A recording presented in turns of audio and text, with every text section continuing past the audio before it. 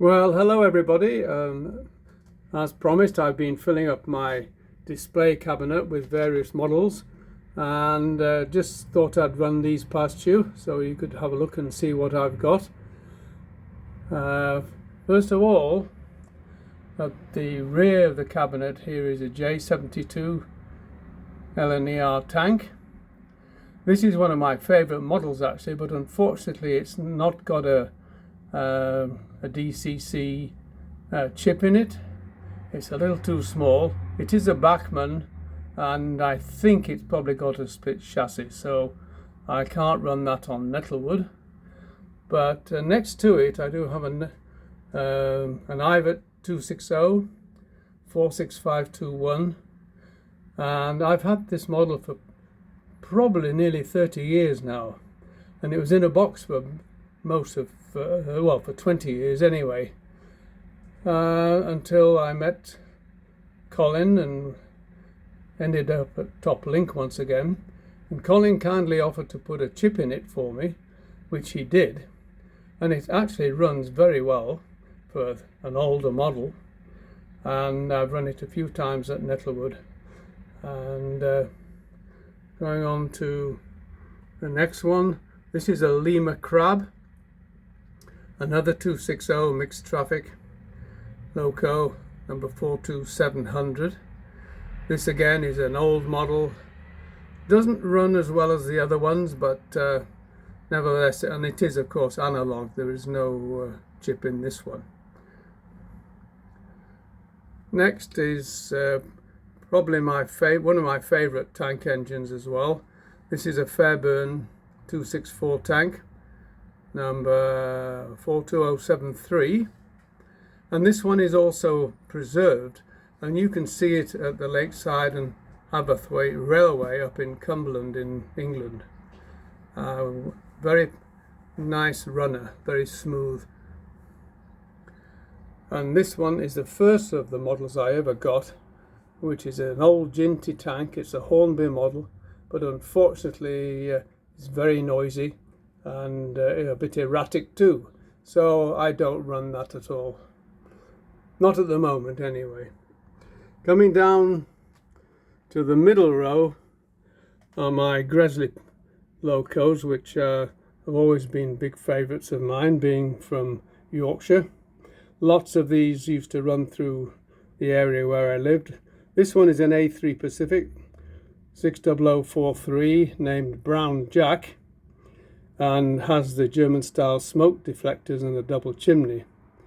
These locos, many of them were named after race horses, which is why some of the names are a bit unusual. Most of them I think were winners of the St. Leger race in Doncaster, which of course is where many of these locos were manufactured, or built should I say.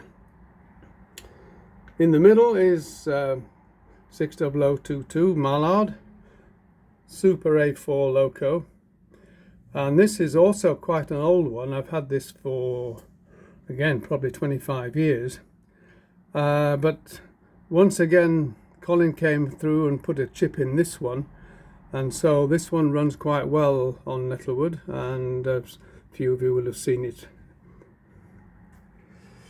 This is my one big disappointment, because it is in fact a Gresley V2 60964. This is a Bachmann model and is named Durham Light Infantry, but unfortunately it is a split chassis and I can't put a chip in it, so it's analog forever, and I've not run it for quite a while. And then down to the bottom shelf at the back here is another model of Mallard, this time in its garter blue livery with the semi-streamlined finish to it. This is a Hornby, an old model, but I don't believe there is a chip in it, and I haven't run it very much. And now to the heavy freight department. I have recently purchased this one, well, I say recently, in the last year anyway, which is a Thomson 01 280 freight loco. These pulled a lot of heavy freights across the Pennines to Manchester and around the Great Central Railway, and were rebuilt with a Thomson boiler in 1944, I think. I believe this particular model, 63789, was built around 1948. It does have a chip, and it's also got sound in it, and this is a great one to watch running. It runs very smoothly, and is a Hornby model. And then last but not least, in the railway department, I have a 9F. This was another Hornby model which I've had for quite a few years, and with Colin or Norio, I'm not sure, one of them very kindly put a chip in this one for me. So this runs quite well along Nettlewood and anywhere else that's DCC. So from an overview, I think there's 10 or 11 models here, which pretty well makes up my locomotive collection. And then just above this, I have a collection of buses, OO gauge buses, from many from EFE products. And these are from the days when I used to use buses a lot, particularly these red ones with the yellow stripe, to get from Harrogate, where I lived, to York and Leeds, big railway centres, and we spent many hours going to these places on these West Yorkshire buses.